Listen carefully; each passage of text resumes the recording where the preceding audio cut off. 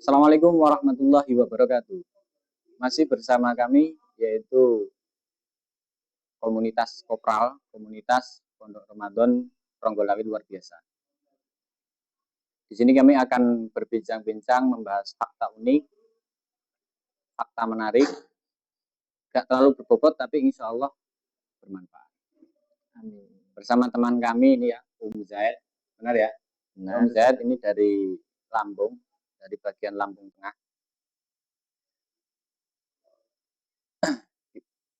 Ada sebuah fakta seperti ini. Jadi saya ungkapkan dulu aja ya. Ya nggak apa-apa, saya ungkapkan dulu. Faktanya seperti ini. Ramadan itu ada sesuatu hal yang paling kita tunggu. Benar nggak ya? Ya benar. Ramadan itu ada sesuatu hal yang paling kita tunggu. Apa coba? Kita habis puasa seharian dari pagi kita menahan rasa lapar ya. Ya. Terus kita akan menunggu apa? Kita akan menunggu senyuman. Bukan senyuman, berbuka puasa. Kita menunggu berbuka puasa di Indonesia, ya, di Indonesia, daerah saya, daerah kami mungkin seperti itu. Itu kita berbuka dengan sesuatu hal yang manis, kolak, es cendol, es campur. Kalau di kalangan Sumbersari Kediri itu kan kita suka minum es campur. Karena satu lagi kan, es degan, es degan. Mahal lebih kalau di Kediri, kalau di tempat saya murah. Itu semua orang itu berbuka atau membatalkan puasa sehariannya itu dengan suatu hal yang manis. Tapi pernah nggak sih kita berpikir apakah kesunahan itu muncul atau puasa itu harus berbuka, puasa itu harus dengan sesuatu hal yang manis? Benar nggak sih? Nah, kita akan bahas ungkapan ini dalam sesi podcast kali ini. Nah, bermulanya seperti ini. Dari Rasulullah SAW itu, Allahumma sholli ala itu pernah bersabda dalam hadisnya ya. Kanjeng Nabi itu berbuka sebelum mendirikan sholat, berbuka dengan kurma yang basah atau rutobah. Ketika beliau tidak menemukan rutobah, itu beliau berbuka dengan tamroh atau kurma yang kering, yang kenyil-kenyil itu. Terus ketika tidak menemukan keduanya, beliau itu berbuka dengan beberapa tubukan air. Melihat hadis di sini, itu kan tidak ada yang mengatakan berbuka harus dengan yang manis. Benar nggak sih? Kita itu tidak ada kesunahan berbuka dengan yang manis. Nah, seperti itu. Coba dari Om Zaid ini sedikit memberikan penjelasan mungkin dari ungkapan tersebut ya. Melihat hadisnya tadi. Sambil ngopi Kang Zaid ini kalau ini. Sudah habis Om. Masih banyak nanti ada yang tahu yang ngecok ya? Apa itu? Yang ngecok itu yang masukin itu ya. Oh, yang menuangkan. Menuangkan. Ya, jadi sebelumnya terima kasih kami sudah diberikan waktu untuk datang di sini. Tentunya di acara Kopral ya. Kopral. Ini benar acara diskusi santai berarti ya. Diskusi santai bro, kita santai rokokan walaupun rokoknya banyak agak tengik katanya. Batin, pesing mas. Gak pesing bro, ini berharga ini berharga. Kita bisa mengeluarkan ilmu-ilmu itu dari ini. Walaupun pesing kita bisa tafakur, kita bisa berdialog itu karena apa? Berharga ini. Tadi itu saya fokus mas awal-awal. Tapi setelah lanjut beberapa detik itu kok auranya kok pesing-pesing gitu. Pikiran saya agak pudar. Mungkin lo kok sampean itu mungkin ya. Ya tapi saya suka. Ya. Banyak terima kasih sudah diundang di sini. Tentu ini menjadi topik andalan kita. Yang mana kita menguak tentang fakta-fakta seputar bulan Ramadan gitu ya. Ya, bulan Ramadan. Terkhusus apa yang dibahas di sini tadi menuangkan sebuah materi bahwasanya apakah benar hal-hal yang manis itu sangat dianjurkan untuk berbuka. mendapat kesunahan gitu. Atau mendapat kesunahan. Ya, dianjurkan atau mendapat kesunahan. Berarti kan dalil, apakah ada dalil yang sore dari hadis yang mengatakan seperti itu kan ya? Langsung saja kami utarakan mengenai dalil. Kalau bicaranya tentang dalil, pasti itu menjadi suatu landasan untuk menjadi hukum kehidupan kita sehari-hari. Ya, benar-benar. Kalau bicara dalil ini adalah dalil hadis dari Nabi, tidak ada yang mengatakan bahwasanya yang dianjurkan atau yang disunahkan itu harus sesuai atau harus hal-hal yang manis. Tidak ada sama sekali hadis yang berkata begitu. Namun dari hadis ini ada dua opini, yang mana hadis ini dijadikan landasan oleh para ulama terdahulu, bahwasanya opini yang pertama itu mengatakan tidak dianjurkan atau tidak disunahkan hal-hal yang sifatnya itu manis untuk berbuka. Gitu. Opini yang kedua itu mengatakan yang dianjurkan atau yang disunahkan itu adalah setiap hal-hal yang manis. Dan kedua opini ini digiring dari dua sudut pandang yang berbeda. Yang mana opini yang pertama itu sudut pandang yang dibawa itu adalah hikmah. Dan yang kedua opini yang di sudut pandang atau yang dibawakan itu adalah segi ilat atau alasan. Sama udah tahu ya perbedaan antara hikmah dan ilat itu ya. Kalau hikmah itu kan berarti kan sesuatu yang baik yang bisa diambil, yang dipetik dari sesuatu, dari kejadian atau sesuatu tersebut kita ambil hikmahnya. Benar sekali. 100%. Alasan kan karena kita menggunakan ini karena apa? Nah, begitu. Nah, terus gimana? Berarti gimana itu? Mengenai opini yang pertama dulu aja ya. Ini kami usung dari madhab Syafi'iyah. Ya, terkhusus Syafi'iyah karena kita menganut madhab Syafi'iyah. Apalagi mayoritas orang Indonesia itu pasti madhabnya adalah madhab Syafi'iyah. Dari hadis tersebut, hadis yang berbunyi karena Rasulullah Shallallahu Alaihi Wasallam ayub tiro qobla ayusolia ala rutobatin. Fa ilam takun rutobatun fa ala tamarotin. Fa ilam takun hasasawatin. Rawahu Ahmad wa Abu Dawud. Dari yang pertama itu mengatakan Kanjeng Nabi itu berbuka sebelum melaksanakan sholat. Ya. Yang mana berbuka menggunakan kurma yang basah. Seperti ucapan sampai yang tadi ya. Kurma yang basah. Baru ketika nanti tidak ada kurma yang basah, Kanjeng Nabi itu berbuka dengan kurma yang kering. Nah, dari sini kami stop terlebih dahulu pembahasan kurma. Ini kami perkenalkan kepada sampeyan satu kata atau satu intisari yang menjadikan bahan perbincangan ulama terdahulu.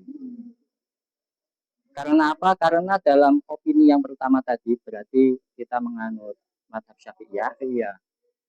Bahasa rutobah atau tamaro itu mengapa dianjurkan atau mengapa disunahkan itu karena lil amri bihi. Sebuah bentuk perintah. Artinya memang murni ini sebuah bentuk perintah dari Kanjeng Nabi. Memang perintah ya diperintah. Karena ada hadis yang menunjukkan perintah ini, salah satu hadis yang dijadikan tendensi juga untuk berbuka memakai kurma, itu hadisnya berbunyi, idza kana ahadukum sha'iman falyuftir ala tamrati. Fa lam yajid at-tamra fa alal ma'i fa innahu tahurun. Ketika kalian berbuka, ketika kalian itu dalam keadaan puasa, maka berbukalah menggunakan kurma. Ketika kurma tidak ada, maka menggunakan air yang suci. Ini bentuk perintahnya diambil dari hadis ini. Nah, kemudian mengapa kami tadi mengatakan bahwasanya opini yang pertama tadi mengarahkan atau sudut pandang yang dipakai itu adalah hikmah? Ya karena itu tadi, karena yang pertama adalah yang dipakai adalah lil amri bihi, sebuah perintah. Artinya begini Mas, ketika kita bicara soal perintah, nggak semua perintah itu pasti ada sebab atau alasan. Kami contohkan. Ketika kita diperintahkan untuk melakukan sholat, apakah supaya tampan? Ya, Buktinya sama aja, saya sudah tampan tanpa harus sholat. salah besar. Gimana? Ya begini keadaannya. Ya nggak kayak gitu bro. Dilahirkan tampan. Nah, sama seperti halnya kita diperintahkan untuk melakukan puasa, itu kan tidak ada sebuah alasan mengapa sih kita diperintahkan untuk melakukan puasa. Itu kan tidak ada. Memang murni itu sebuah perintah perintah untuk melakukan sebuah ibadah tanpa memandang apapun. tanpa memandang apapun. Nah, ya. Oleh karena itu, muncul dari opini ini adalah sebuah hikmah. Gitu. Jadi sisi lain dari adanya perintah tadi ada seorang ulama yang mengambil hikmah dari Kurma tadi.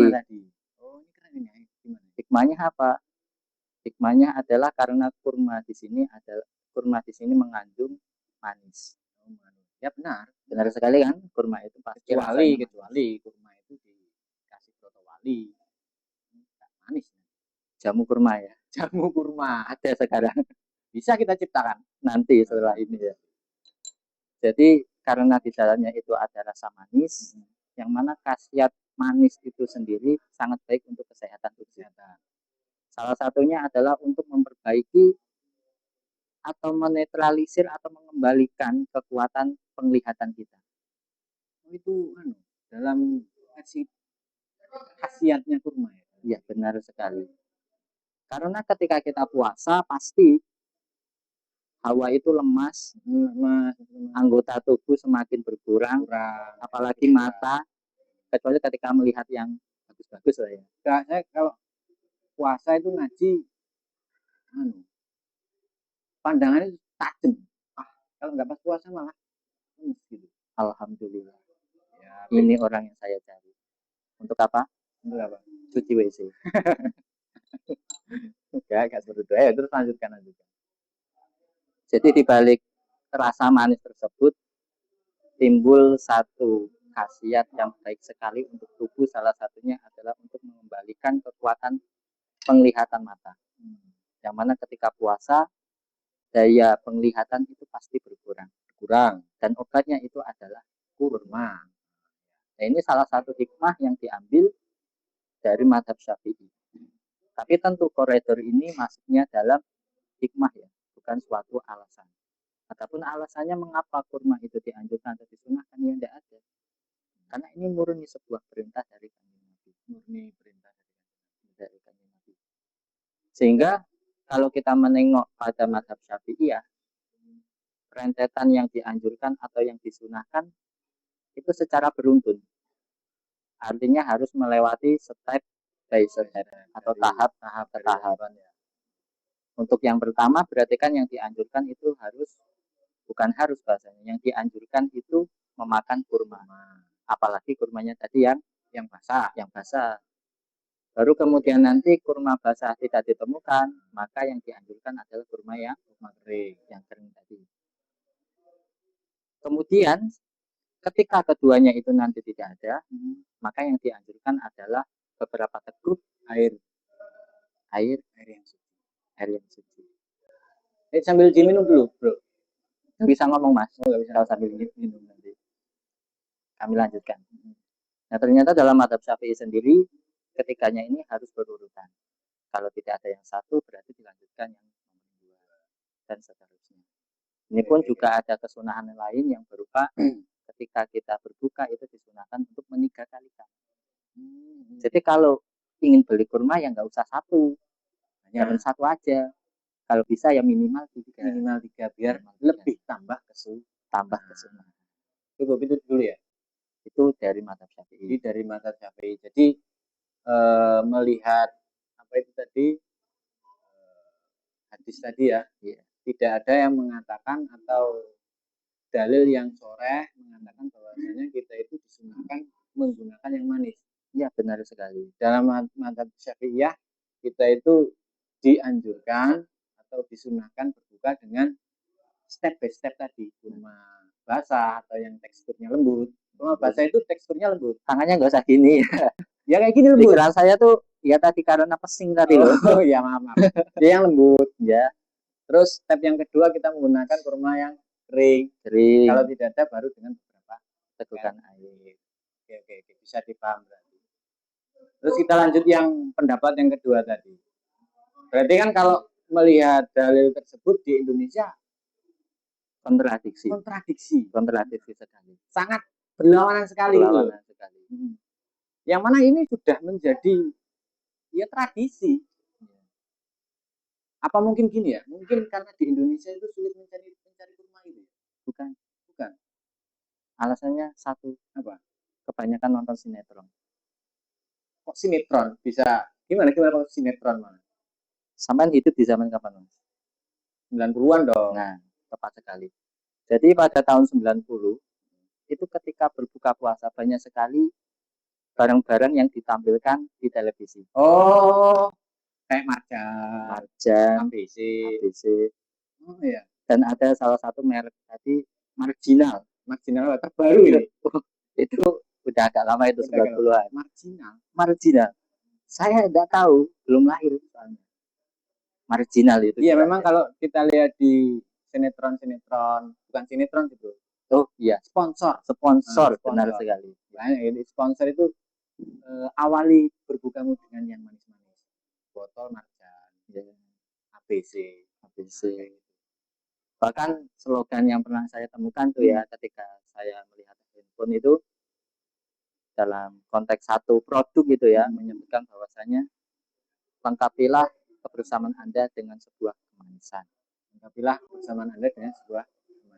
Dan endingnya slogannya yang paling penting itu adalah yang manis. Nah, sehingga dari sini pasti pikiran itu mengarahkan, oh berarti kita itu kalau berbuka harus yang manis.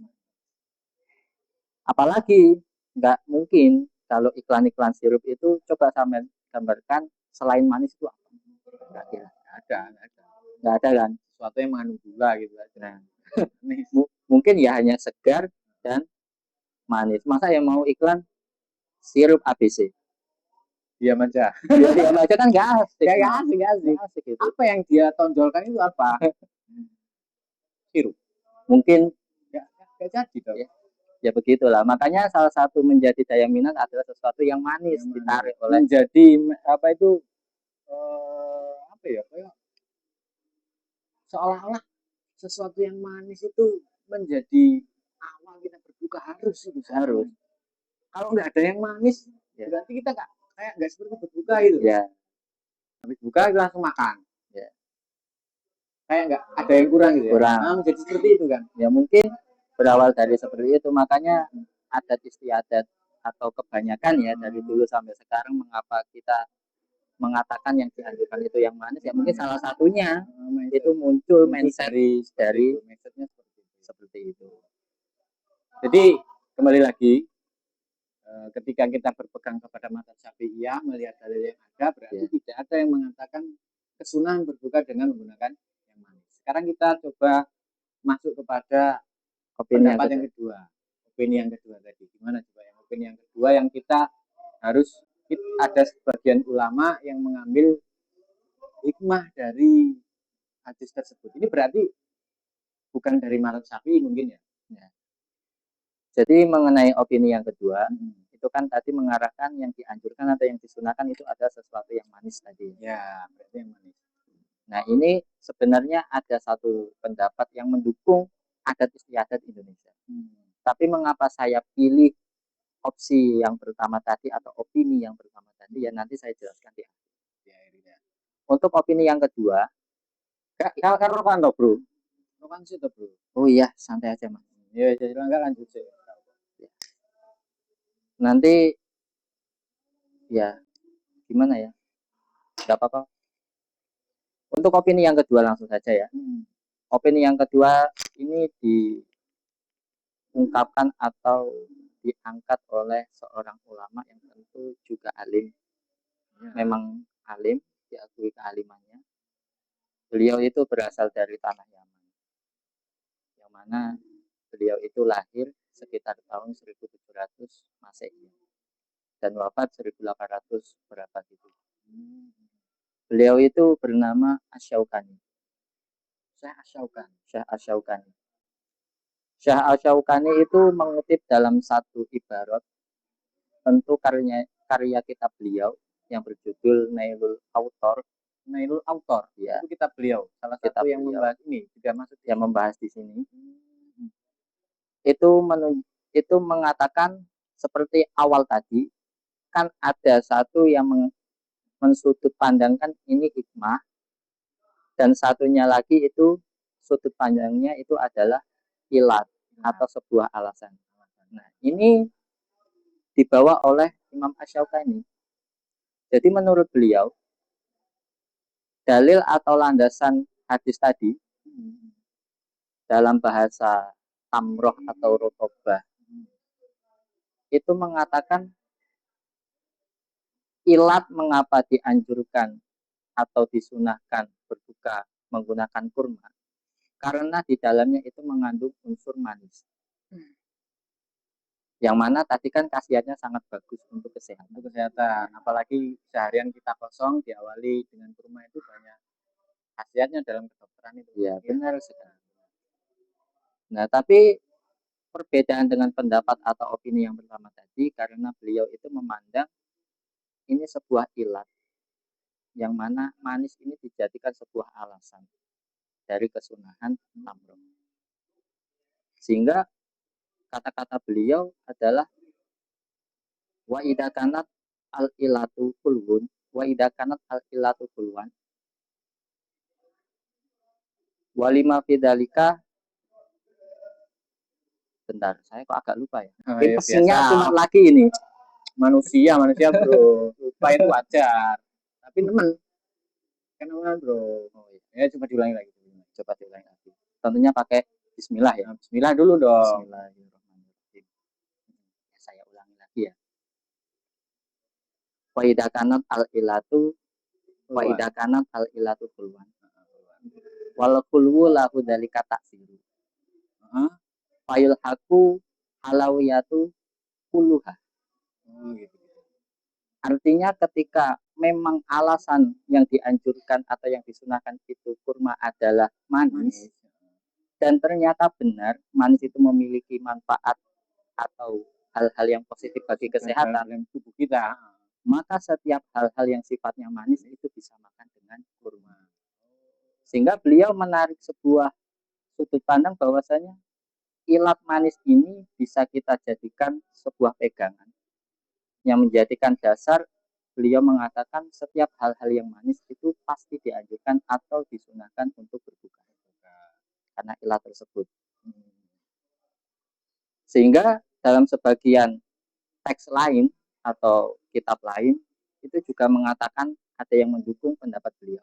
Oh, ada yang mendukung pendapatnya Nah, salah satunya kami itu menemukan salah satu kitab itu mengatakan ini diriwayatkan dari Asy-Syaibah, Imam Asy-Syaibah, bahwasanya ada sebagian tabi'in, ini sebagian ya, itu menyunahkan berbuka untuk menggunakan hal-hal yang manis secara mutlak. Secara mutlak. Entah nanti manisnya itu asli tanpa ada pemrosesan api, atau manisnya itu melalui pemrosesan api seperti kolak dan lain sebagainya tadi. Itu salah satu pendapat yang mendukung pendapat Asy-Syaukani tadi. Nah, kita bincang selanjutnya dari kedua sudut pandang yang berbeda ini, mengapa kami itu memilih opsi atau opini yang pertama tadi untuk mencari kesunahan itu tadi. Nah, yang mengatakan bahwasanya yang manis itu belum bisa kita katakan sunnah atau dianjurkan. Yang pertama sudut pandang kami begini. Melihat dari biografi Asy-Syaukani, beliau itu dulu ulama yang bermadhab Zaidiyah. Madhabnya Zaidiyah, Syiah Zaidiyah itu. Syiah Zaidiyah. Ya. Penganut pendapat Imam Zaid gitu ya. Kemudian setelah beliau itu mengikuti madhab itu, beliau itu sempat atau setelah itu beliau keluar dari madhab beliau, keluar dari madhab Zaidiyah tadi. Dan beliau itu berpegang teguh pada Al-Quran dan hadis, yang mana beliau itu menggali hukum dan menggali sebuah hal-hal yang kita pakai untuk kehidupan masyarakat langsung dari Quran dan hadis. Sehingga beliau itu mengatakan bahwasanya beliau itu seorang mujtahid. Oh, dia mengklaim dirinya sendiri Mengklaim itu sudah pantas dirinya. menjadi mujtahid. Nah, Itu salah satu biografinya Asyaukan. Nah, dan kemudian Imam Asyaukan itu menolak untuk bertaklid. Artinya beliau itu memang langsung menggali dalil dari Al-Quran dan hadis tanpa adanya taklid. Tentu kalau kita membahasnya taklid atau tidak, ya berhubung kita itu salah satu orang-orang sudah akhir ya, yang mana kealiman kita itu pasti jauh dari ulama terdahulu kan ya. Sehingga kita itu harus berpegang teguh pada pendapat salah satu mazhab arba'ah yang sudah memang terakui di apa itu namanya? Apa? Kok bulat sih? Yang memang sudah diakui, dibukukan. Nah, maksud saya seperti itu. Keilmuannya itu sudah dipercaya, diakui dan dibukukan. Ya. Mudawana, ya kan? Ya, mudawana. Bahasa lainnya. Salah satunya itu karena yang pertama yaitu tadi beliau itu merupakan beliau tadi tidak bertaklid atau tidak mengikuti satu mazhab. Dan beliau mengklaim bahwasanya beliau sendiri itu mujtahid. Gitu. Ya walaupun memang kami akui kealiman beliau seorang ulama dari Yaman, yang mana di sana juga beliau menjadi hakim, tapi kalau kurun beliau itu 1700 sampai 1800, kami belum berani mengikuti pendapat beliau karena yang kami tahu dalam aturan cara main bermadhab itu nanti rentetannya yang pertama itu kan kalau dalam madhab kita ya berarti Imam Syafi'i, turun ke bawah nanti ada ulama-ulama yang mentarjeh, yang menguatkan salah satu dari 4 pendapat tersebut kan ya. Bukan. Sebentar loh. Oh iya jalan. Ngopi dulu gak apa-apa? Ngopi dulu. Sekarang gantian sama yang ngopi. Ada yang di bawahnya lagi itu adalah ulama tarjih yang mana menguatkan pendapat-pendapat dari Ashabus Syafi'i. Mana yang lebih kuat untuk ditampilkan dan mana yang lemah. Salah satunya ialah Imam Rafi'i dan Imam Nawawi. Kemudian turun lagi ke kurun bawahnya itu nanti ada Imam Ibnu Hajar dan Imam Romli. Dan sekelas beliau itu mengatakan bahwasanya nanti setelah beliau itu tidak ada ulama yang bisa mentarjih sebuah pendapat. Artinya ulama sebawahnya pun juga mengakui kurun setelahnya Ibnu Hajar dan Imam Romli itu belum ada yang masuk dalam kategori seorang ulama yang bisa mentarjih sebuah pendapat. Karena semakin menurut itu kalah kualitas dengan ulama terdahulu. Bahkan Imam Ghazali pun juga tidak mengaku bahwasanya beliau itu ulama tarjih, tidak mengakui hal tersebut. Padahal beliau alimnya seperti itu kan. Nah, salah satu dari hal tersebut menjadikan alasan bagi kami mengapa kami tidak mengikuti pendapat Asyaukan, karena kurun beliau itu sudah 1800-an. Jauh sekali memang tarjih tadi. Nah, sehingga beliau itu tidak taklid dan tidak ikut pendapat salah satu Imam Arba'ah tadi, dan beliau itu mengutarakan atau mencari dalil langsung dari Al-Quran dan hadis. Kami belum berani karena kita cari yang aman dulu, pendapat-pendapat yang sudah jelas diikuti oleh banyak orang, yaitu tadi kita mengikuti Imam Arba'ah, salah satu dari Imam Arba'ah, salah satunya Tapi ada lanjutan begini, sebenarnya dalam, kalau sampean tahu, dalam mazhab Syafi'i itu juga ada ulama yang mencuplik bahwasanya celah yang dianjurkan itu sesuatu yang manis, bukan kurma. Coba ulangi, saya kurang mengikuti. Jadi dalam mazhab Syafi'i sendiri ternyata kami baca-baca beberapa kitab itu ada salah satu juga yang mencuplik opini yang kedua. Oh gitu sebenarnya. bahwasanya yang dianjurkan atau yang disunahkan tadi setiap hal yang manis. Ini kami temukan salah satunya itu ada dalam kitab Fathul Mu'in karya Syekh Zainuddin Al-Malibari itu ya. Syekh Zainuddin Al-Malibari. Di situ diungkapkan salah satunya adalah qaul Imam Adru'i, yang mana beliau itu mengungkapkan bahwasanya az-zabibu akut tamri, anggur itu saudaranya kurma. Sehingga beliau itu kalau kita pahami makna secara apa berarti ya kita tidak tekstual, secara bukan kok anggur itu adiknya atau bukan ya.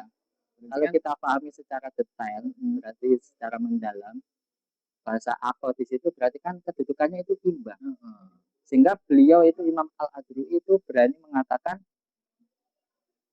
tidak harus anggur, tidak harus kurma, tapi anggur pun itu sama. Walaupun secara tidak sore, beliau itu mengatakan karena titik kesamaannya itu ada unsur manisnya. Tapi dari sisi di sini dulu, itu kan tentu sudut pandang beliau sedikit mengarah kepada pendapat atau opini yang kedua tadi. Memandang manis itu adalah sebuah ilat. Dan tapi tentu ulama-ulama itu banyak yang menolak pendapat beliau. Banyak ulama yang menolak pendapat dari Imam Adru'i tadi. Ya, benar sekali. Salah satunya adalah Syekh Abu Bakar Syato' Ad-Dimyati itu ya.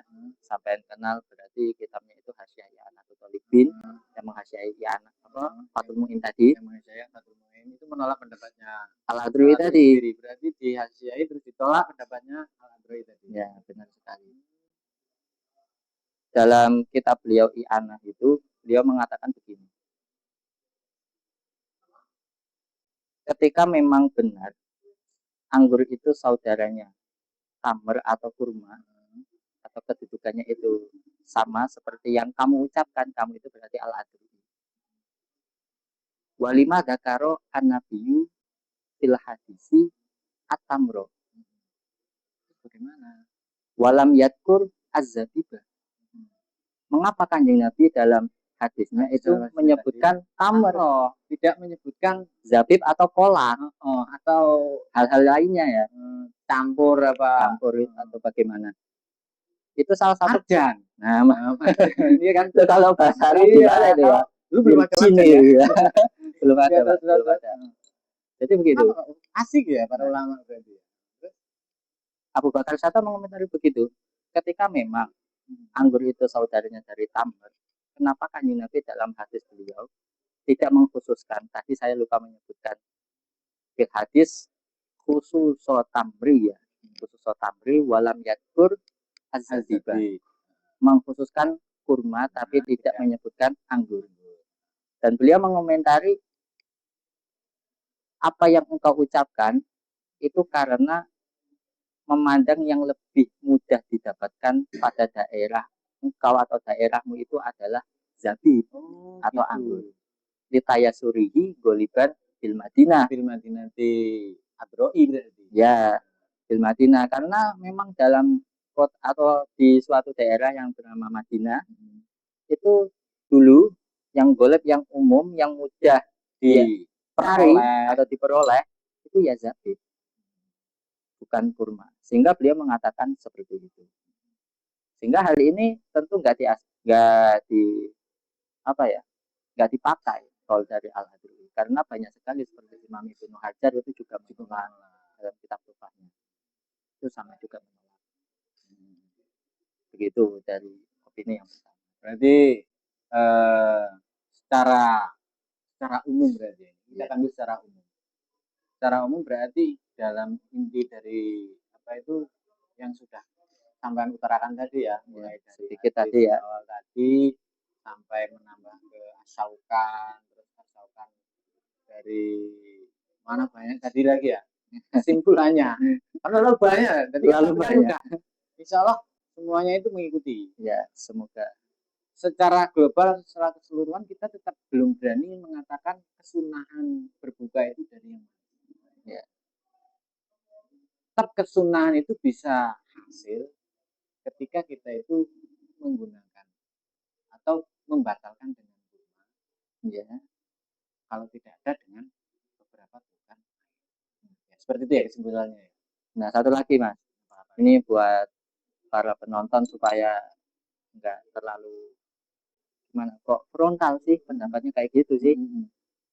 Kalau kita mengikutkan pada Android kan Android ya Imam Syafi'i ya juga Syafi'i. Nah, kalau Syafi'i kan boleh saja kan kita ikut. Tapi kan tadi ditolak oleh ulama tarjih. Tentunya pendapatnya tidak bisa dipakai. Tidak bisa dipakai. Ditolak oleh banyak ulama, salah satunya ulama tarjih tadi.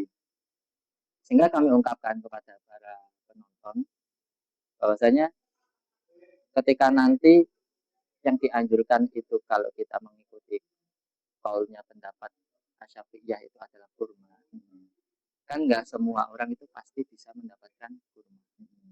Apalagi seperti kita di Indonesia yang hidupnya itu menengah-nengah ngenes gitu ya.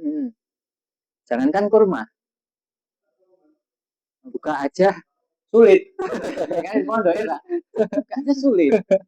Lagi pasar Pare, pasar Indo. Dari besan ya. Kan nggak seperti itu ya. Ya seperti itu. Maksudnya gini, ketika memang kondisi kita nanti kesulitan untuk mencari buah kurma atau di rumah itu tidak ada kurma, maka kita terapkan hadis tersebut. Ilmu kita amalkan. Ya berarti teman-teman jangan pernah beranggapan bahwasanya yang manis itu yang paling utama atau yang bisa mendapatkan sebuah kesunahan. Akan tetapi kita harus tetap berpegangan pada dalil yang ada atau hadis yang sudah ada bahwasanya yang lebih utama itu dengan kurma basah atau kurma kering lalu dengan air. Setelah itu Anda terserah akan berbuka dengan yang manis-manis atau enggak terserah. Ya, Betul gitu ya. sekali. Benar. Setelah itu gini teman. Setelah itu ada sedikit yang perlu saya tanyakan lagi. Biasanya Mas wajahnya Mas. Ini serius. Ojo sahabat ambil aku Mas. Enggak. Ojo lanang gitu. Ya. Ini agak serius nih. Oke. Kita kan bahas bahwasanya menyegera apa itu kesunahan berbuka itu dengan apa. Sekarang kita kembali kepada hadis yang kita bahas tadi di awal itu kan ya. Yang awal-awal yang awal bahwasanya Rasulullah Shallallahu Alaihi Wasallam itu Allahumma sholli alaihi itu sebelum mendirikan sholat beliau itu berbuka dulu, membatalkan dulu. Oke. Nah, itu kan berarti ada perintah bahwasanya kita itu harus menyegerakan berbuka puasa. Nah, dari menyegerakan ini, apakah benar sih kita itu harus menyegerakan? Tidak boleh kita sholat dulu, zikir dulu, habis zikir kita lalu membatalkan. Apakah kita harus minum dulu terus kita beribadah dulu? Gimana itu Pak? Ya kalau itu memang benar sekali Mas. Artinya kalau dalam tekstual hadis sebelumnya itu kan memang karena Rasulullah Shallallahu Alaihi Wasallam ayat tiro qabla ayusoliyah ala rutubatin gitu kan. Memang beliau sendiri itu sebelum melaksanakan ibadah atau sebelum menunaikan ibadah sholat itu beliau berbuka terlebih dahulu. Dan memang ada hadis pendukung itu yang mengatakan sama. Artinya semakin memperkuat atau menguatkan hadis yang awal tadi. Kami pernah cek dalam sebagian kitab, yang mana kitabnya banyak sekali yang menerangkan ini. Atau yang mencantumkan seperti I'ana, karya Abu Bakar Sato, seperti Tuhfatul Mutad juga ada, Bujairumi Al-Khatib juga ada. Itu dawuh beliau begini. La yazalu an-nasu bi khairin ma ajilu al-fitro. Jadi seseorang itu akan tetap berada pada sebuah kebaikan selama dia itu masih menyegerakan berbuka.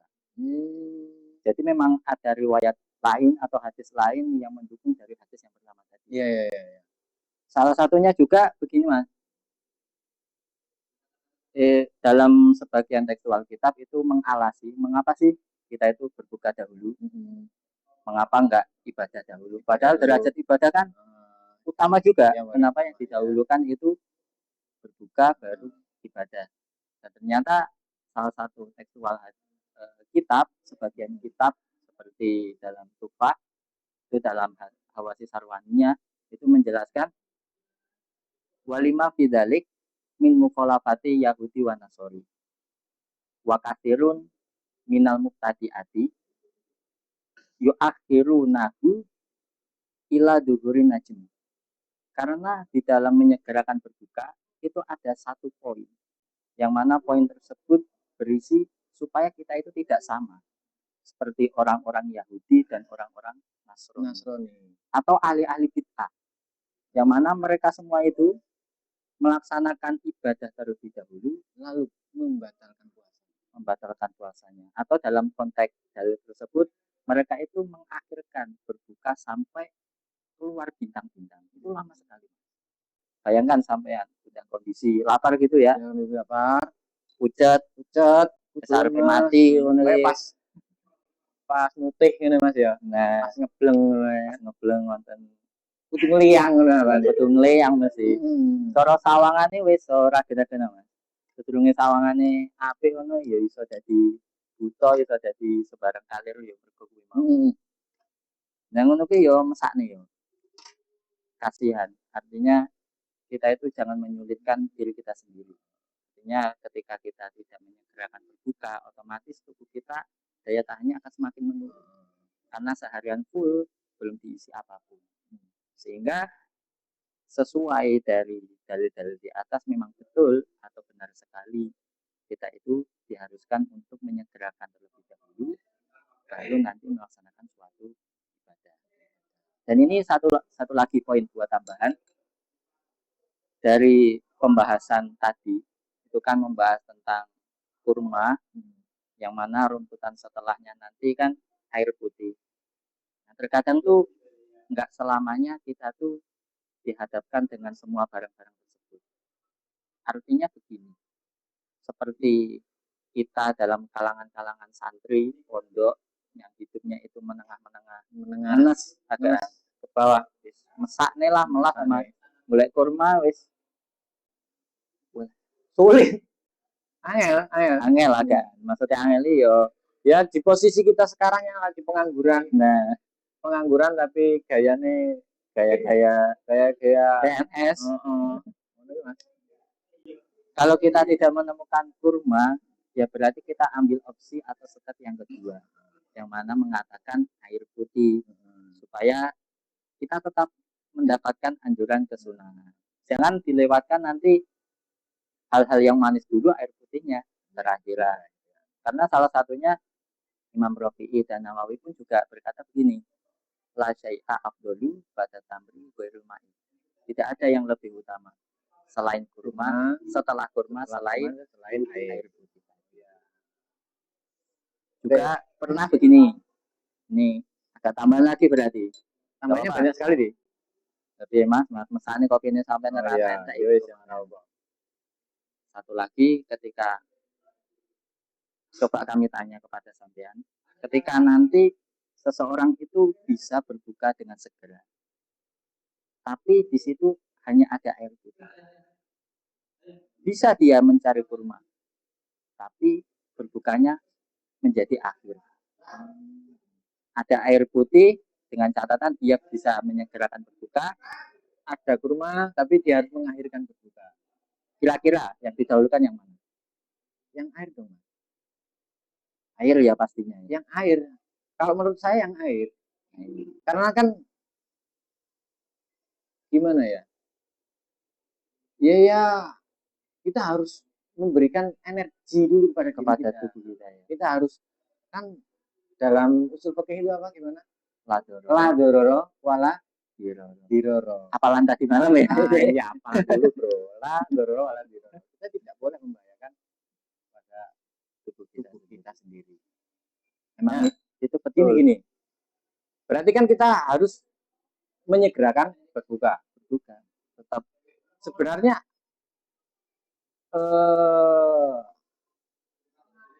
apa itu dalam fikih bertentangan nggak sih sama kesehatan itu? Maksudnya dalam fikih Seperti halnya gini.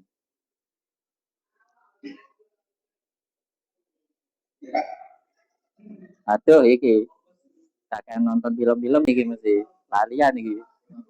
Iya. Kontradiksi dengan mungkin adat atau kesehatan atau Kesehatan. oh kesehatan. Kesehatan. Maksudnya gimana? Kita kan sudah seharian hampir 12 jam sampai 14 jam kita menahan lapar. Oke. Terus ketika kita kan butuh namanya tenaga dari zat gula tersebut. Ketika zat gula itu kita olah, kita seharian menahan rasa lapar itu, terus kita masukkan zat-zat gula, mana kita kan cepat mendapatkan energi. Terus dalam itu yang paling utama tadi kan kurma. Sebenarnya ada nggak sih khasiat tersendiri dari kurma? Maksudnya dalam tubuh kok nggak dengan sesuatu hal yang manis saja? Ya ada. Kenapa kok kurma yang dipilih? Mereka sama-sama mempunyai manis ya. Tapi kenapa kok yang dipilih kurma? Apakah dalam kesehatan itu juga baik? Maksud kami. Ya artinya begini, mengapa kurma itu dipilih? Ternyata hikmahnya juga banyak. Sehingga begini, kalau sebagian tekstual kitab itu menjelaskan khasiat dari kurma itu ketika perut kita itu masih ada isi, kurma itu akan mengeluarkan kotoran-kotoran sisa-sisa dari perut tersebut. Dan ketika perut kita itu dalam keadaan kosong, maka kurma itu akan mengobati atau menjadi bahan utama sebagai energi kita, sehingga lambung, jantung, otak itu akan berfungsi secara normal kembali. Gitu ya. Tapi ini tetap ya Mas, artinya walaupun ini manis, tidak ada pertentangan dengan kesehatan. Mungkin kalau sampean itu pernah dengar dokter yang nggak bolehin itu, ya kalau dari kami ya enggak. Mungkin pernah nggak sih dengar katanya dokter itu nggak boleh manis-manis, soalnya nanti takut gula darahnya naik. Iya, memang kalau dari kesehatan kan sangat berkontradiksi memang. Masa iya? Iya bro. Maksudnya kalau nanti apa itu namanya? Ketika kita menahan lapar 1 hari, setengah hari ya, dari pagi sampai sore, kok yang kita ambil itu, yang kita konsumsi pertama itu zat-zat gula, walaupun zat gula itu memang langsung menetralisir energi kita menjadi baik, tapi ketika kita konsumsi nanti lonjakan gula darah itu sangat cepat. Itu pernah dengar kayak gitu? Ya memang ada sebagian pendapat seperti itu dari kesehatan modern. Kalau menurut kami ya, mengenai manis yang berefek negatif ya, tadi kan pandangan dokter berdampak negatif bagi tubuh. Kalau kami menilai catatannya begini, ada beberapa kata yang dibuang di situ.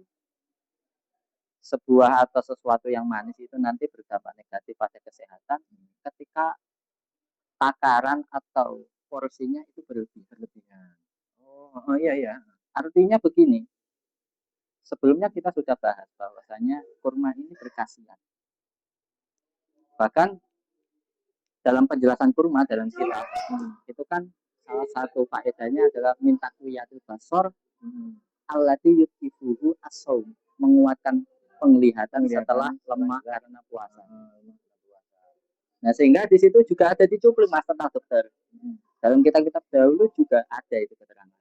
Dalam ilmu tipnya lah ya. Nah, bahasanya begini, kalau dalam tufahnya tuh faqaul atiba annahu yutifuhu, itu tafsirannya ai inda mudawanatihi inda mudawamatihi alaihi.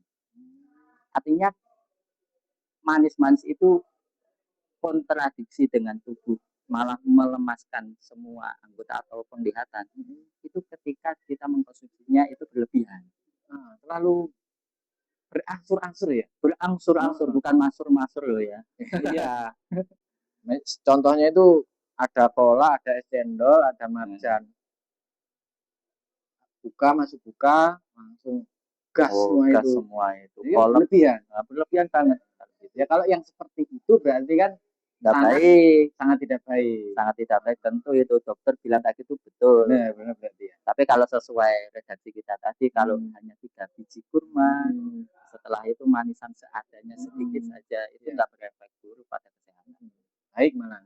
Karena kaidahnya begini, wasyai'u qad yanfa'u qaliluhu wa yaduru kathiruhu.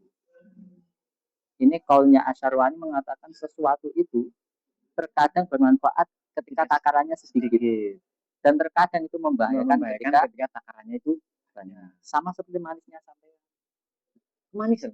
kemarin saya blenger Mas, Oh. ada nih ngempet iki asine kan Ya, mau nggak gitu apa-apa. dengan iki. Tapi saya seperti ini itu Alhamdulillah banget. alhamdulillah. Saya juga senang ditemukan dengan orang seperti itu. Iya. Jarang soalnya di muka bumi. Mungkin berarti poin yang kedua ini kita harus menyegerakan puasa. Ya. Terus ketika memang sudah disegerakan, kita untuk menjaga diri kita itu nafsinya, Hidup nafsi, menjaga tubuh kita agar tetap staminanya itu maksimal, agar selalu menjalankan ibadah itu kuat. Nah, ini gula darah tetap stabil. Kita mengonsumsinya jangan terlalu berlebihan. benar sekali. Ya, secukupnya. Memang kalau sesuatu yang cukup itu baik. Sesuatu cukup kan sederhana kan ya. Tidak berlebihan. Berlebihan itu nggak baik memang. Ya kalau diibaratkan ya kalau sekarang ya kalau manisnya wajah itu kalau berlebihan ya bahaya Mas. Blenger. Juga bahaya ketika orang sudah bersuami istri Mas. Disawangi wong lho, Nah bingung bojone asli pentolong gawane selambu karena nanti kita mau kemana-mana itu teringat. Tapi ya nggak apa-apa aja nih. Masalahnya kalau dibawa kemana-mana itu takutnya orang itu nah, mesti nyawangi timbul fitnah. Fitnahnya gimana Mas? Fitnah udah resmi kok. Fitnah dari orang lain. Orang tersebut membuat fitnah orang lain. Iya kan? Dia berangkat karena apa dia berpikiran buruk mau melakukan sesuatu yang buruk karena seseorang ini kan? Berarti kan anak alamasi ya. Menjadikan seseorang itu nanti pandangannya menuju kepada situ. Pernah itu kayak ngaji itu kan pernah kayaknya. Ya, pernah kayak itu. Kita harus jaga yang seperti itu juga. Benar. Ya suruh di rumah aja juga. Biar kita yang keluar. Nanti kalau keluar kita bawain mobil gitu kan. Enggak terlalu kelihatan. Amin. Mungkin ada tambahan lagi buat teman-teman ini sebelum kita tutup. Ya kalau dari kami sesuai pembahasan kita sedikit tadi ya. Ini buat teman-teman ya. Besok lagi kalau ingin berbuka, yang pertama itu disegerakan. Artinya ya jangan lama-lama, nggak usah futsalan dulu, nggak usah main badminton. Tapi yang dalam kondisi Mas, artinya dalam kondisi pas sampai di sini WC, berak, kayak kentong, kayak yo jelas ke susu Mas. Masane balane kecer kabeh itu. Ya benar. Betul kan ya? Ya benar. Betul. Nah itu yang satu, kita harus menyegerakan puasa dulu. Dan yang kedua, jangan memiliki opini atau persepsi bahwasanya hal yang paling utama itu adalah hal yang manis. Karena yang paling utama itu adalah kurma. Baru ketika tidak ada, ini yang paling umum yaitu air. Insya Allah kalau air di mana-mana kita bisa dapatkan. Ya, air itu. Ya, mungkin itu cukup dari kami. Cukup. Sekian. Alhamdulillah kita sudah dapatkan. Mungkin sudah disimpulkan sama teman kami tadi. Lebih berhati-hati dalam artian apa? Dalam menjaga tubuh kita karena kita seharian sudah kegiatan, tenaga tidak ada, kita harus tetap jaga tubuh kita agar tetap stamina tetap baik karena dengan stamina yang baik itu ya ibadah kita menjadi kuat, ibadah kita menjadi sempurna, maksimal. Harapannya kan seperti itu. Jangan sampai karena puasa mengakibatkan kita loyo tidak kuat beribadah. Karena apa? Sama-sama sama jangan sampai kita bedakan. Demikian ya. Benar. Mungkin cuman itu yang bisa kami sajikan pada kesempatan ini. Saya akhiri dulu ya. Assalamualaikum warahmatullahi wabarakatuh.